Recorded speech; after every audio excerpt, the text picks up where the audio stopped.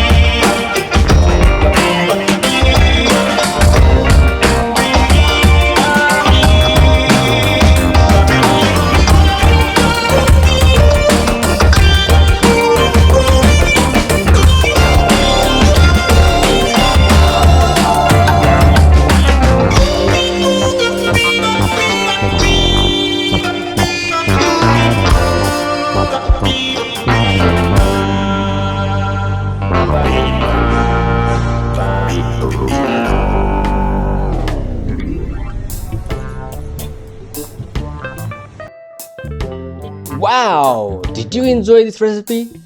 Absolutely, you should try this recipe at your home because this is completely vegetarian. All the vegetarian people who are seeking for a beautiful recipe, this is might be a great start to you all to start a beautiful cheesy home cooking recipe. So guys, stay tuned with my channel. I'll be back with lot many recipes, and if you want to see similar vegetarian dishes, then please mention which ingredient do you like to see up next in my channel. Then I'll be back and keep in touch with you all, and I'll be using a similar ingredients as my key ingredient. So till then, this is Chef Amir signing off from my channel. Take care.